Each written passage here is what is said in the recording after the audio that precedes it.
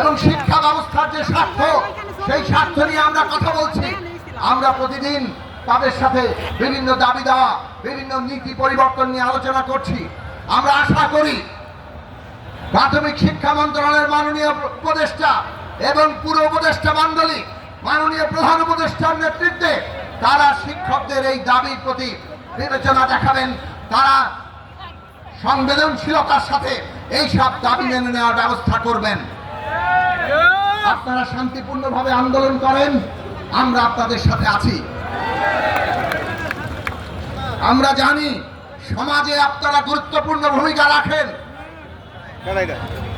আপনাদের ভূমিকা একদিকে যেমন শিশুদের গড়ে তোলা, তেমনি ওই শিশুদের গড়ে তুলতে গিয়ে প্রত্যেক শিশুর পরিবারের সাথে আপনাদের সম্পর্ক হয়। এই যে সামাজিক গুরুত্বের জায়গায় আপনারা আছেন, বাংলাদেশে ভবিষ্যৎ গণতান্ত্রিক নির্মাণে আমরা যাতে বাংলাদেশকে একটা গণতান্ত্রিক বাংলাদেশ হিসাবে গড়ে তুলতে পারি, রক্ষা করতে পারি, তার জন্য আপনারা ভূমিকা রাখবেন। মনে রাখবেন, এইটাই শত শহীদের ঋণ। এই ঋণ আপনাদের প্রত্যেককে ধারণ করতে হবে।